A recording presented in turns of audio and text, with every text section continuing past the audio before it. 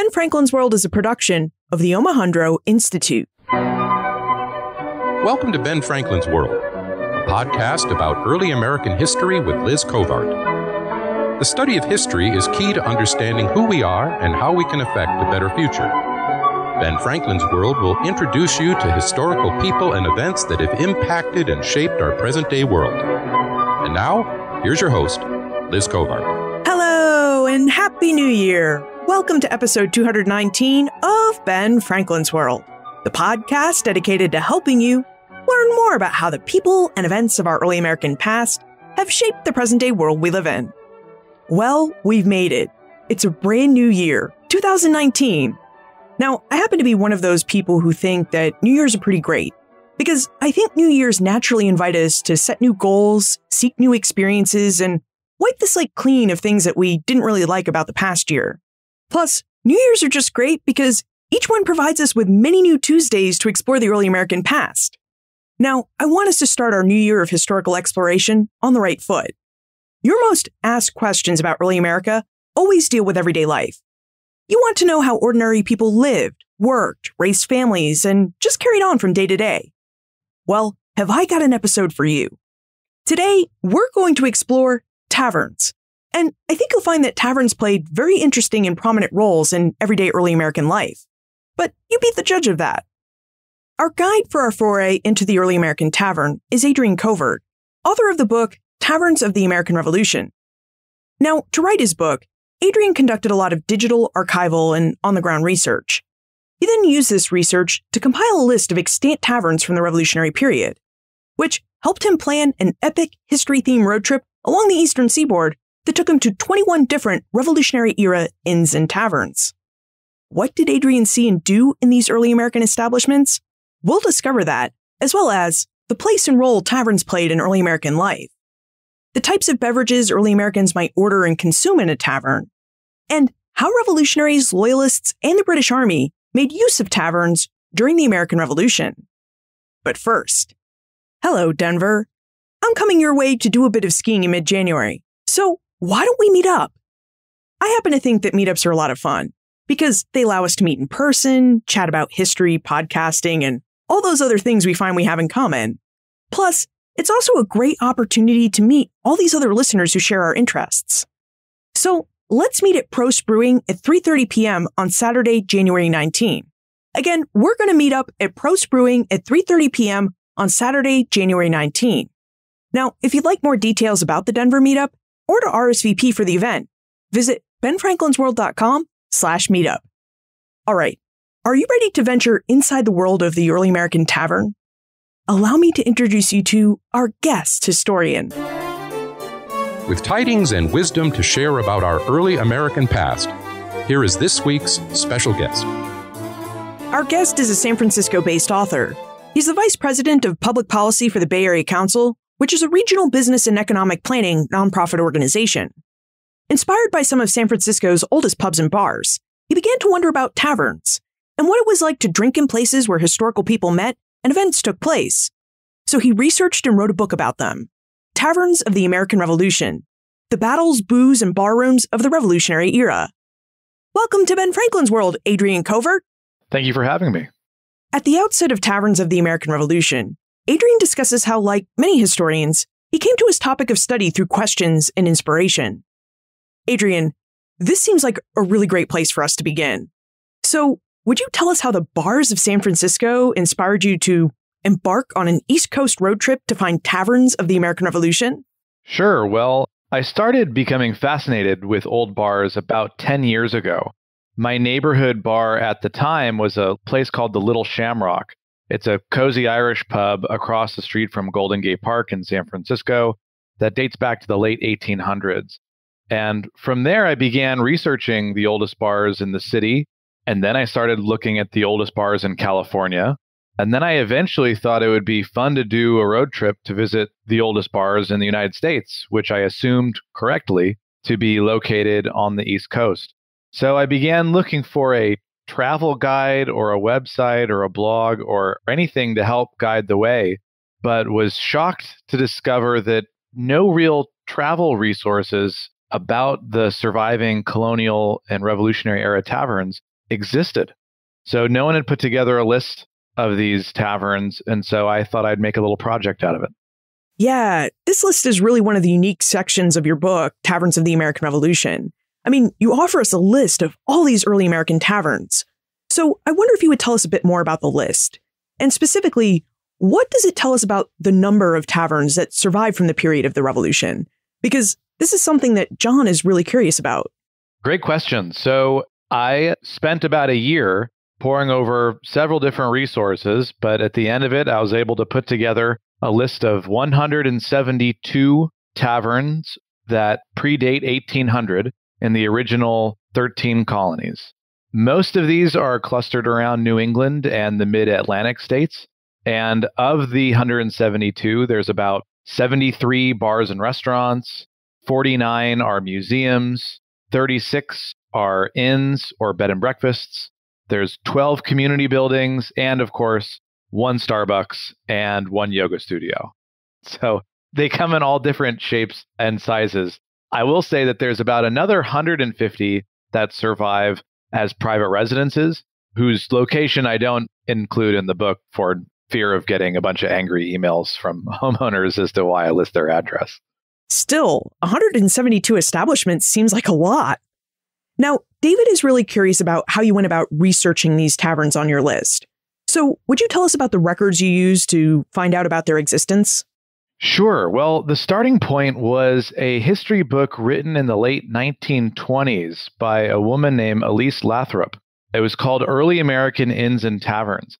And the book includes an index of names and cities of about 1,500 old inns and taverns across the U.S., not just the 13 colonies. But the book contains no actual addresses. And yet, on top of that, the fact that the names of taverns change over time, and that book itself is nearly 100 years old, and some of the taverns that were around then have since been lost to fire or have fallen apart with time, it was tough. So I started by digitizing that list and researching each one, all 1,500, entering them into Google, looking at Google Street View through the old quarters of the towns that they were listed in, to see if an original Georgian-style 18th century building was still standing in the vicinity that it would have been. And I was able to create a pretty good picture with the help of some local historical societies where there was a building in question. I was able to identify 172 that were still standing and that were still serving a public function, either as a tavern still in operation as it was then, or as a living history museum or whatnot, and also the residences. So that was what I used to build the list. Now, other research I did for the book, I really wanted to find out how the founding fathers thought about the tavern business and the role of alcohol in American society at the time. And for that, the National Archives was tremendously useful, as well as the digital archives of Thomas Jefferson, Ben Franklin, John Adams, and George Washington. Now, on your list of 172 taverns, you've listed what seems to be many different types of Revolutionary period establishments: inns, taverns, ordinaries. And Leslie wonders, what are we really talking about when we talk about a Revolutionary era tavern? She'd also like to know if early Americans would have recognized our modern-day bars as taverns. That's a great question. There basically were two types of taverns in the colonial and Revolutionary era America. There were city taverns and country taverns. Country taverns were typically found on old postage roads, far from urban centers, and were often merely a house whose owner received a license to retail food and liquor and provide lodging accommodations, right? I should say these country taverns were notorious for serving spoiled food and being infested with fleas and for generally being awful. There's lots of first-person accounts from the colonial era describing terrible traveling experiences in America's crowded, dingy country taverns. But then, on the other hand, there were the city taverns. And city taverns were located in urban centers and could vary from being little more than debauched grog shops for drunken sailors to boasting all the refinements of English hospitality at the time with fresh mutton and imported rum and Madeira. Now, I should add that apart from being businesses that served food and drinks, the similarity with present bars pretty much ends there. Taverns were community centers, really, more than anything else. You have to remember that colonial America was land rich and cash poor. So the tavern was often the only public building in town. And because of that, they doubled as general stores, post offices, libraries, courthouses, schools, hospitals, and most famously, headquarters for local political societies and militia groups. Modern society doesn't really have any equivalent institution to the colonial tavern, unless you could combine Facebook and Twitter with a bar and a hostel and a restaurant and a library. Something of that magnitude of social central nervous system doesn't really exist today. Another fascinating element I found in your book was this neat anecdote about how we came to use the word bar to describe our modern day drinking establishments. Would you tell us about this anecdote? Back in the colonial era, they wouldn't have used the word bar to describe a tavern. They had lots of words for tavern. They were known as taverns and pubs, public houses, inns, grog shops, many different words for it. But the word bar doesn't really come up yet. But it does begin here. And if you were to travel back in time, back to a colonial tavern, instead of what we think of today as a bar being a long countertop where alcohol is served, the tavern in the colonial era would have had a countertop that was wedged in a corner of the room. And the room itself would have been mostly tables and chairs, and you would have gone up to the counter and grabbed a drink. But lots of times, the tavern keeper was the only person working at the tavern. And so when he had to go outside, he or she, because many taverns actually were run by women, particularly in the early colonial era, if they had to go outside to, say, tend to a guest's horses or clean up rooms or prepare food, he had to make sure that the patrons in the tavern didn't cross the countertop and try to steal liquor. So how he would secure the liquor would be by lowering a hinged set of bars that were hooked to the ceiling, and they would drop down from the ceiling and latch onto the tops of the counter. And that would mean that the liquor would be secured behind the bars that were lowered from the ceiling. And you can go to several taverns today, the Colonial Inn in Concord, Massachusetts, for example, that still has the bars that swing down and protect the booze from thirsty patrons. So the term bar has a literal and practical origin. It was literal, and it's easy to assume that the word bar would have originated from sometimes bars have a brass bar that extends the length of the counter right around where your feet are, and you can rest your feet. That's kind of what I always assumed, but it was surprising and fun to learn that they were literal bars that hung from the ceiling to create a barrier, and so the liquor was kept behind the bars. So we know that taverns served alcohol and sometimes food, but what kinds of food and drink would we have been served from a Revolutionary era tavern? Nathan would really like to know about the types of drinks tavern keepers would have created and served. In colonial America, there were the big three: beer, cider, and rum. And the cider would have been made locally from local apples. Americans started making beer as soon as the first colonists arrived out of almost anything they could ferment. Spruce beer was common back then, as were brown ales, and even some imported IPAs from the empire were around in the colonial era, though they wouldn't have tasted quite like they do today. But rum is probably the most fascinating drink, in my opinion, from this time, because this is really the pre-whiskey era in American drinking culture. The United States at this time, and colonial America at this time, is an Atlantic-facing region, a strip of colonies hugging the Atlantic Ocean.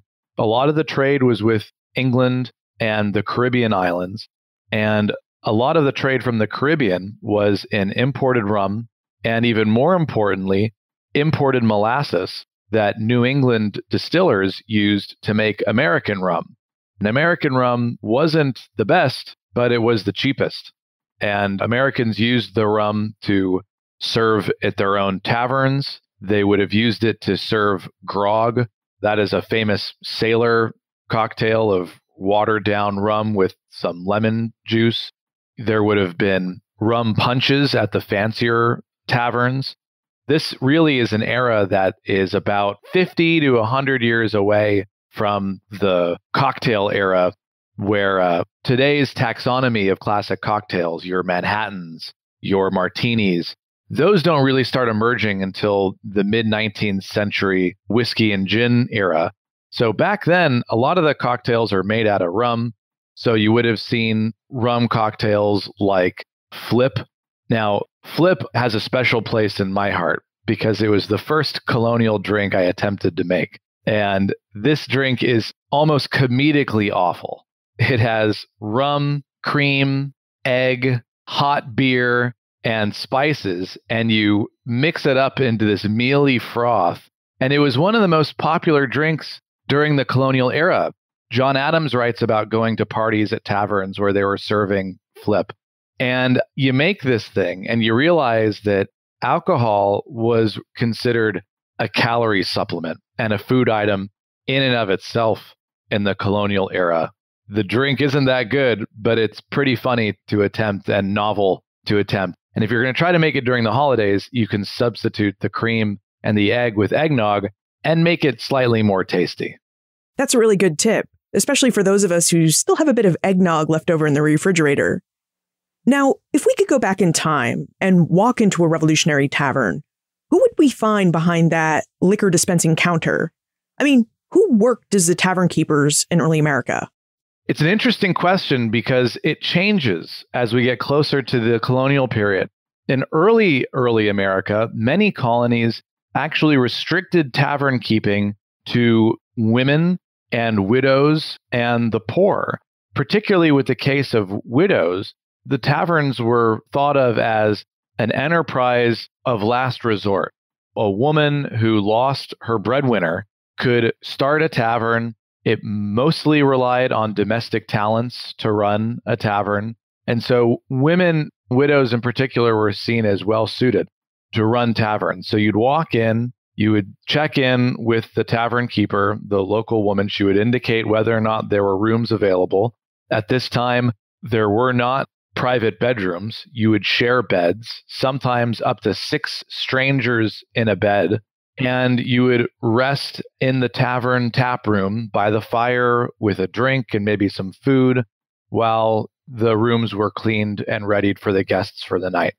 Now, as the colonies got wealthier and we move closer to the Revolutionary era, the number of taverns begin to increase and men increasingly corner the market on tavern keeping.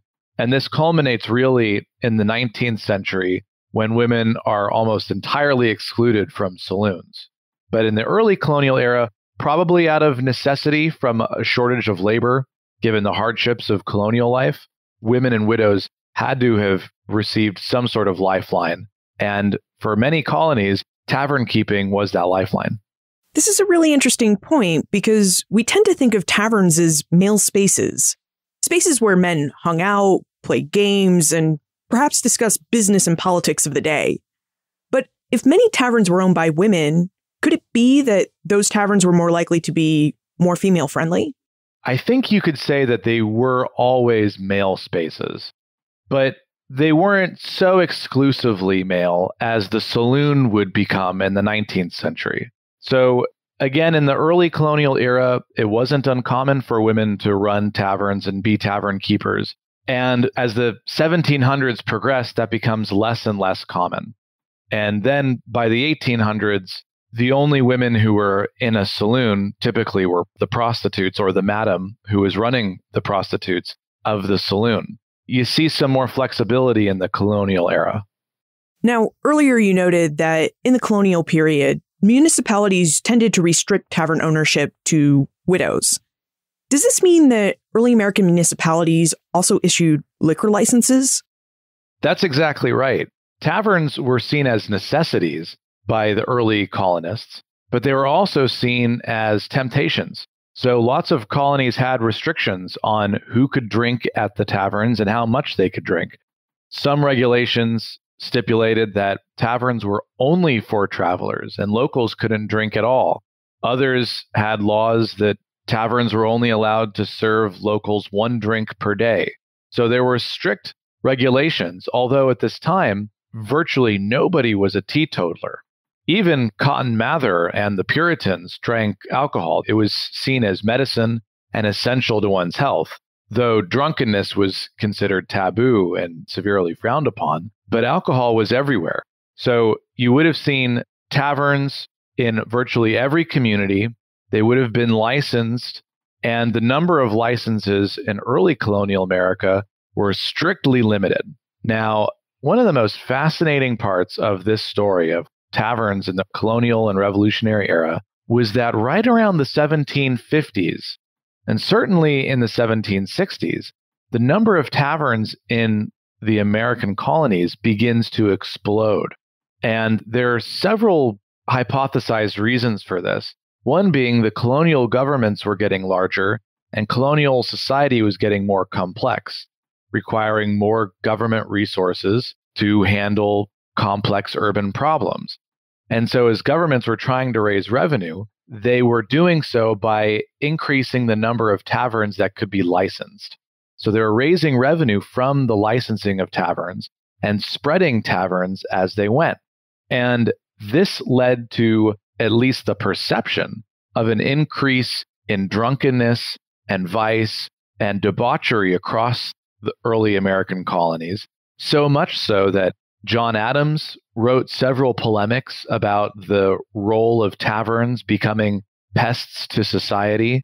And even Ben Franklin, I mean, this is America's bon vivant, Ben Franklin, a guy who once wrote that alcohol is a good way to become an accomplished public orator, saying that taverns had become nurseries of debauchery and pests to society and these dens of idleness, and that the problem was traced back to governments raising revenue off of the licensing of more and more taverns. And so long as the governments of the colonies were dependent on tavern revenue, drunkenness was going to pervade the land and there was nothing they could do about it. So some of America's founding fathers thought of taverns as destabilizing forces in society, though of course none of them could have predicted that they'd be so important in the revolutionary struggle to come with Great Britain. When we study North America during the colonial, revolutionary, and early republic periods, we often look at the similarities and differences early America had with Europe and European societies. And right after we take a moment to talk about our episode sponsor, I'll pose Kyle's question about how early American taverns would have differed from their European counterparts. This episode is brought to you by the Omohundro Institute, proud publishers of award-winning books since 1943. Wow. Taverns really played a lot of different roles in early American communities. And we still have a lot to talk about with Adrian. You know, until I read it in his book, I really had no idea that the term bar came from early taverns, where tavern keepers protected their alcohol by dropping literal iron bar enclosures around their booze. It sounds really smart. And when I think about it, it's pretty amazing to me what we can discover in books. Speaking of which, did you know that the Omohundro Institute has published over 200 books over the last 75 years? Or that many of their great titles are now classics in the field of early American history? It's true. And right now, the OI is offering you a special listener-only 40% discount on any of their great book titles. All you need to do is visit benfranklinsworld.com/OI books, browse their incredible list of book titles, and when you find a book or two that you want to read and add to your library, use your special promo code 01DAH40. That's promo code 01DAH40. I know that's a bit to remember, so I put the promo code and the details for this sale in the show notes and in your Ben Franklin's World app. Now, Adrian, Kyle would like to know how early American taverns would have differed from European pubs, and whether the drinks early American taverns would have served may have varied by region due to a region's European influence. Sure. So the American tavern is basically an import from the British pub. And a pub is short for public house. And that's because that's what these things were. Somebody's house that was licensed by the government to be open to the public for the sale of food, lodging accommodations, and alcoholic beverages.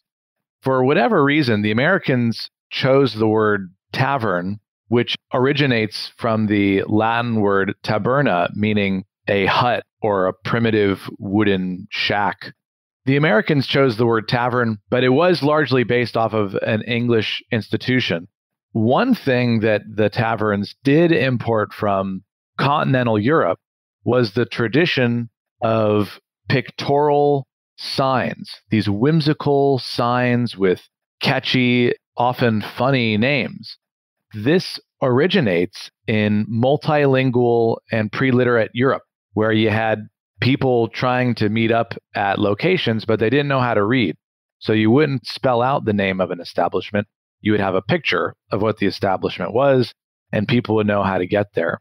There's this great anecdote of an Englishman in Calais, France, trying to find the Silver Lion Inn, but he didn't know a word of French, so he didn't know how to ask for help to get there. So he stuck a silver dollar in his mouth and started growling at passerbys until some quick-witted local figured out, oh, this guy's trying to find this silver lion, and pointed him the way. So Americans bring this tradition over to the colonies, and so you have these incredible names for taverns, like the Pinch 'em Slyly Tavern, the Man Full of Trouble Tavern, the Three Broiled Chickens, the Hen and the Wolves. A lot of colorful and imaginative names. Now, you mentioned earlier that taverns served early Americans as community centers and public gathering places. And Stessa would like to know who was allowed to gather in these taverns. Did a tavern service as a public place mean that whites, Native Americans, free and enslaved Africans, and African Americans would have all been allowed to enter and mix within these spaces? It's a good question, and it's no secret that early American society and well into modern society, and it's still a problem today, that there was a strain of racism and white supremacy, in fact, in early American history. And so these taverns were almost exclusively the realm of white men. There were some exceptions. The first casualty of the American Revolution, it's sometimes said, Crispus Attucks, an African American, was visiting the tavern nearby before the mob gathered to confront the British soldiers at the Boston Massacre. So there were several exceptions, but largely Native Americans were not allowed in taverns. African Americans were not allowed in most taverns. Certainly in the South, there were a couple of exceptions that you came across in the North, but the typical tavern was an established for free white men, and in some occasions, the women who ran the tavern. Now, Allie is curious about the specific causes and purposes early Americans would have used a tavern as a shared public space for. Would you tell us about some of the reasons early Americans gathered in taverns? Social gatherings, certainly. Lots of stories of local dances and ballrooms. Most famously, I think, the headquarters for local militia and political societies. I think the most famous political society in American history is probably the Sons of Liberty. And the Sons of Liberty are founded at the Green Dragon Tavern in Boston. And from there, they go on to create plans for the formation of the Boston Tea Party, the Liberty Tree, all of the pamphlets that were dispersed around the colonies about the Boston Massacre. All of these early organizing efforts occur at the Green Dragon Tavern. So political societies were very active in taverns. The local militia that confronted the British at Lexington and Concord on the morning of the Battle of Lexington and Concord, they organized beforehand at the Buckman Tavern in Lexington and the Hartwell Tavern in Concord. So taverns played an incredibly important role politically and militarily, but also as centerpieces for people's lives. These were the places where people had their birthday parties, the places where they would check their mail and read the news and hear people read the news for those who were illiterate. So on a related topic, Howard has heard that American revolutionaries gathered in taverns to discuss ideas and to plan many of the events of the Revolution. And he'd love to know which events of the American Revolution were known to have been planned in taverns, and how revolutionaries may have used taverns to both promote their events and to sway people to their cause.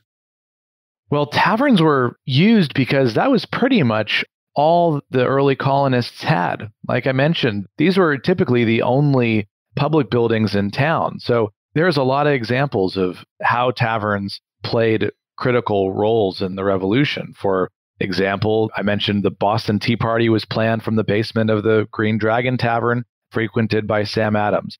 The idea for the Continental Congress sprung from the Raleigh Tavern in Williamsburg, Virginia, by the likes of Thomas Jefferson, George Washington, and Patrick Henry. The first shot of the Battle of Lexington-Concord wasn't at the Concord Bridge, but probably from behind the Buckman Tavern on the Lexington Green. Thomas Jefferson even drafted the first draft of the Declaration of Independence at Philadelphia's Indian Queen Tavern, and the U.S. Marine Corps was founded at the Tun Tavern, also in Philadelphia. So at almost every major political and military turning point in the lead up to the Revolution, there's a tavern front and center. And I think you find them there because they were the only public building in town, and it was where people gathered. So if you wanted to start a social movement and you wanted to recruit people to your team, you would have to distribute pamphlets, and the pamphlets were read in taverns, so you had to get them into the taverns. This is really interesting because, as you said, taverns serve the function of public spaces, and yet people are gathered in them to talk about the ways that they can conduct illegal acts against the public government. So did the revolutionaries ever fear that they might be caught and arrested for talking about and planning acts of rebellion in these openly public spaces? Well, many taverns had secret societies. The Sons of Liberty conducted their meetings in secrecy, but it's definitely more secretive to hold these meetings in a tavern than at someone's house where you could be easily identified. So that might help answer the question. Okay, and what about the Americans known as Loyalists? Did they have their own places or taverns where they could gather and plot what they were going to do about the American revolutionaries? Oh, sure. New York City, Manhattan was a hotbed of loyalists at the time. And at the time of the Revolution, there were many taverns that were named after British royalty that became safe places for American British loyalists. And so you have a lot of taverns that were named the King George, for example, the King George Inn. And there are many reports of how these taverns got their signs vandalized or sometimes shot off by passing patriots. And tavern keepers, many of whom were ambivalent about politics and were just wanted to be left alone and run their business, got tired of having their signs vandalized. So with some quick coat of blue paint, they could paint the image of King George from having a red coat to a blue coat and change the name from King George to George Washington, and all would be okay.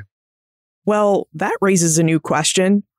When the British Army moved into an area, did the red paint ever come back out and the taverns and inns go back to being called, the King George Inn? Or I guess what I'm really asking here is, did the British Army ever target well-known Patriot establishments when they moved into a new area? Oh, yes. Typically, they targeted them to be used as their own headquarters.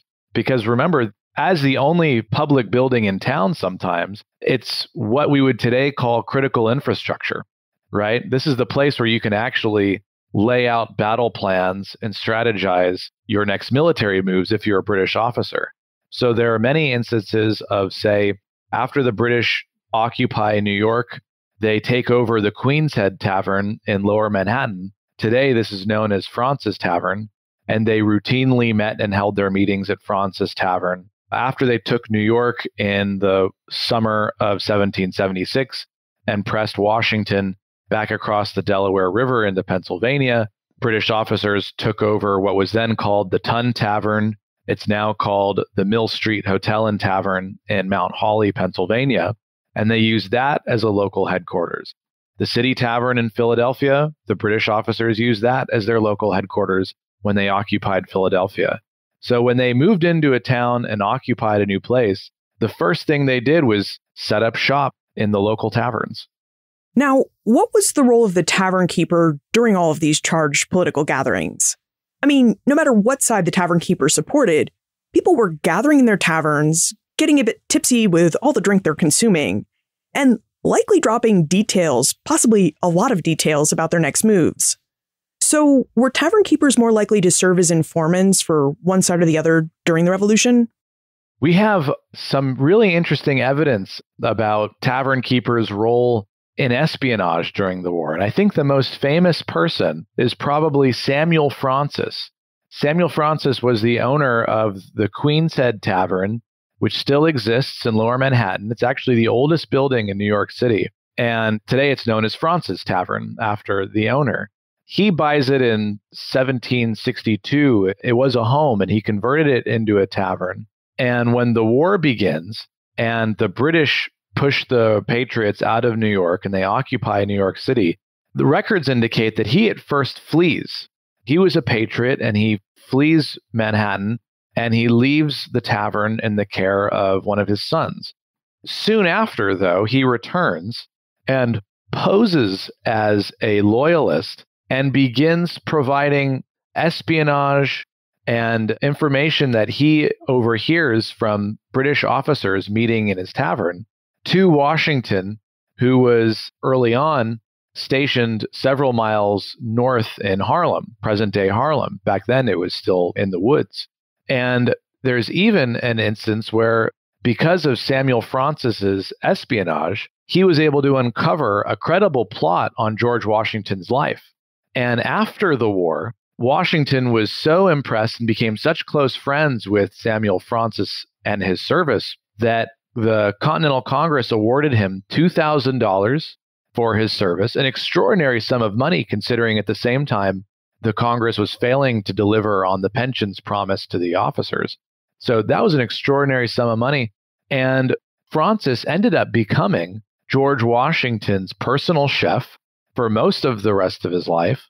Beyond this, Washington made sure that when the first capital of the United States is located in New York during the first part of Washington's presidency, that the very first location of the Department of War and the Department of Treasury and State are located in the upper floors of Francis Tavern.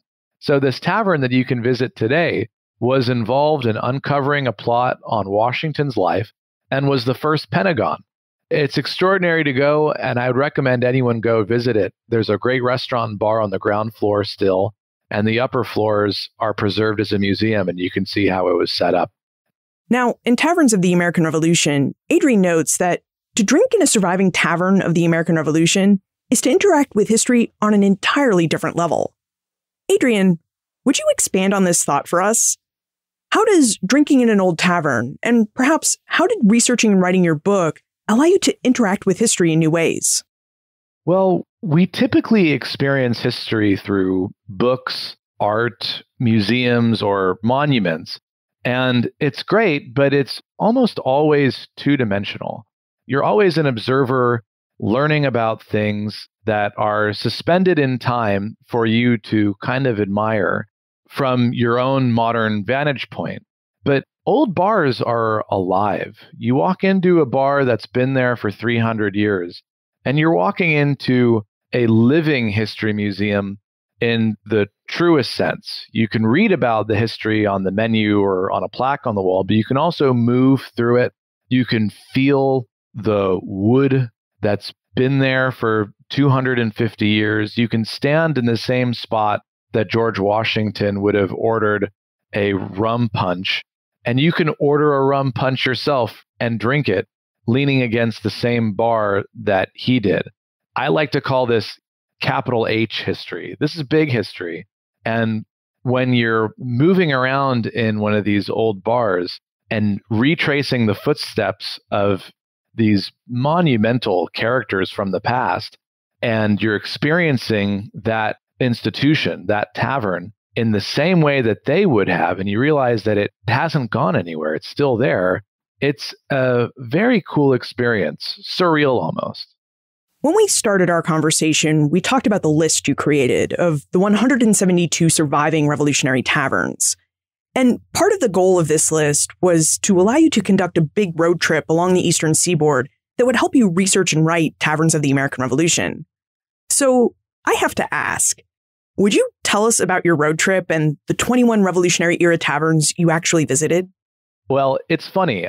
I knew the present tavern keepers would take great pride in their taverns, but the sheer raw enthusiasm and love for what they do was still surprising. It's infectious. For example, the owner of the Griswold Inn in Essex, Connecticut, walked me through their collection of Revolutionary era muskets. And we finally get to this special musket where she tells me it was being cleaned and fitted for display several years ago by this local curator. And they found something astonishing. They found a note, still legible, rolled into the gun's hardware. And she showed me the note. They had it framed on the wall. It was tiny, maybe a couple inches square.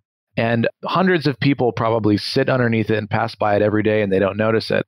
But if you read it, it's a poem, a primitive poem from a father to a son. And it says, "My dear son Jared, I send you this my gun. Do not handle it in fun, but with it make ye British run. Join ye ranks of ye Washington. And when our independence is won, we will take a drink of good old rum." And it's signed July 7th, 1776. That kind of stuff makes the hair on your neck stand up. You know what I mean? And all of these tavern keepers know about the little tweaks of history that make their tavern not just old, but really unique parts of the American story. Now, some of us really like to take trips around historical themes. I mean, speaking for myself, I know I've planned and taken several trips of this type, like my French and Indian War tour or the War of 1812 tour, or my latest creation from the summer of 2018, the Goodbye Great Britain, Hello United States tour. And I wonder, do you have any tips or tricks for those of us who might want to create a similar historical adventure that, follows taverns and other early American establishments? Yes, get a designated driver. Even better, find the taverns that are still hotels, like the Griswold Inn in Essex, Connecticut, or the Public House Inn in Sturbridge, Massachusetts. There are a lot of taverns that are still serving that original function as a place to get lodging, though they've expanded the rooms and they have their own bathrooms and you don't have to share beds now. So I think what you need is figure out how much time you have and also take a look at the index that's provided at the back of my book, because its purpose is to help people who live on the East Coast or traveling to the East Coast realize that there's probably a Colonial tavern closer to you than you think. And they're extraordinary to visit, and I highly encourage doing so. And before we jump into the time warp, do you think there are any Colonial or Revolutionary era beverages that we should try if we have the opportunity to visit one of these Revolutionary era taverns? Oh, yeah. Well, I think the best Colonial drink that I've ever come across was a rum punch called Fish House Punch, Philadelphia Fish House Punch. And it's a rum cocktail, and it is delicious. And I've made it for several parties, and I include the recipe for it in my book. And it is absolutely wonderful. And like I said, they knew how to mix punches. They did it very well. So I would recommend that. Other than that, there's a tavern in Sudbury, Massachusetts called Longfellow's Wayside Inn that specializes in the kuwu. And the kuwu is hypothesized as perhaps the very first cocktail ever invented in colonial America. The bartender Marv has been there for years. He'll mix you up a good one. So the kuwu, the Fish House Punch, and also at some of these bars, you might find some beers made by a Philadelphia brewery called Yards. And they specialize in making colonial era beer from recipes from the time, including spruce beer, small beer, and others that are still delicious. Great. Thank you so much for those. Now let's jump into the time warp. This is the fun segment of the show where we ask you a hypothetical history question about what might have happened if something had occurred differently, or if someone had acted differently.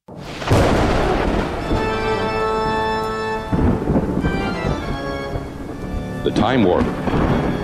Historians can't predict the future, but they can speculate about what might have been.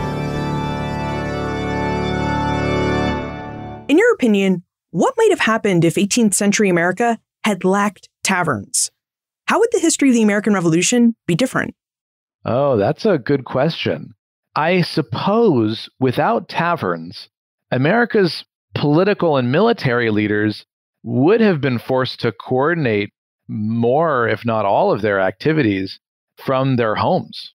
And if they did that, this would have made it far more likely that their activities would have been uncovered by loyalist spies, increased the odds they would have been captured, tried, and even executed by the British.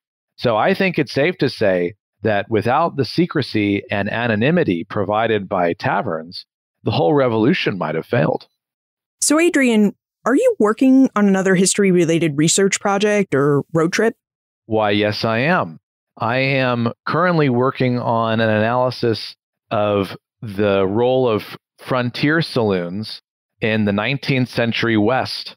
And so this is a project called Saloons of the American Frontier, and I'm trying to visit all of the saloons from the frontier era in the western part of the United States, not just a subsection of taverns like I did for the Tavern book, but I'm trying to visit all of them. And I recommend, if folks are interested in taking a look at the pictures that are coming out of this project, to follow me on Instagram at Hungover History. And you'll see pictures of the taverns and also a lot of the photographs that I'm capturing at these saloons. Now, what's the best method to contact you should we have more questions about early American taverns and historic road trips? Well, anyone that wants to contact me can at my website, adrianjcovert.com. They can follow me on Instagram at Hungover History. And of course, the best resource on taverns from the Revolutionary era, where they still exist and what role they played, is my book, Taverns of the American Revolution. Adrian Covert, thank you for joining us and for helping us better understand the role taverns played in early America and during the American Revolution. Thank you so much for having me. I've had a great time. Taverns were important features in early American life.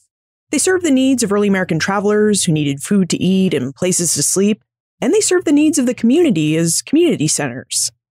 As Adrian revealed, taverns often stood as the only public buildings in town. And as such, early American communities used them in a variety of ways, as post offices, schools, libraries, hospitals, and even as headquarters for clubs, political organizations, and militias. Taverns were places where men went to receive and discuss the news, organize movements, and at times, to pursue more leisurely activities like drinking and card games. Of course, as Adrian noted, local towns would have regulated some of these activities. Municipalities often stipulated who could own and operate a tavern, who tavern keepers could serve, and how many taverns might operate within their city or town. These rules and regulations tended to change over time, as towns went from viewing taverns and liquor licenses as forms of poor relief to looking upon them as sources of revenue generation. Now, if you walked into an early American tavern, it seems your choice in beverage would have been limited to one of the big three drinks: beer, cider, or rum. And of these three, rum was the one that early Americans tended to mix into other drinks, like rum punches, flip, or the signature drink of the Wayside Inn, the kuwu. Okay, so I've had the kuwu. For as long as I can remember, my family has visited the Wayside Inn at least once a year. In fact, we were just there for a pre-Christmas get-together. And I have to tell you that the supposed first American cocktail is potent. It's made of 2 parts white rum, 1 part ginger brandy. Let's just say it's an excellent choice if you want to forget about winter. Now, during the American Revolution, revolutionary and militia groups met in taverns, as did many loyalist groups and officers of the British Army. In early America, taverns were the place to be. So, if you have the opportunity, you might take Adrian up on his advice and plan a trip to an early American inn or tavern, walk around its space, partake of its food and beverage, and perhaps even spend the night. Doing so might just help you get a better sense of this aspect of everyday early American life. You can find more information about Adrian, his book, Taverns of the American Revolution, plus notes for everything we talked about today on the show notes page, benfranklinsworld.com/210. Don't forget that we're meeting up in Denver on Saturday, January 19 at Prost Brewing. We'll start the meetup at 3:30 p.m. For more details about this meetup, Prost Brewing, or to RSVP, visit benfranklinsworld.com/meetup. Over the last 75 years, the Omohundro Institute has published over 200 books, and many of them are now classics in the field of early American history. You can check them out at benfranklinsworld.com/OAbooks. And when you find a title you wish to add to your library, use promo code 01DAH40 to receive 40% off. Finally, have you ever visited an early American inn or tavern? If so, I'd love to hear about it. I visited some of these places in Massachusetts, the Hudson Valley, Pennsylvania, and Virginia, and I really love how some aspects seem to carry across the different regions, while other aspects really seem to vary. At least, that's my impression anyway. And I'd love to know what your experience has been. Liz at benfranklinsworld.com. Ben Franklin's World is a production of the Omohundro Institute. And remember, never leave till tomorrow that which you can do today.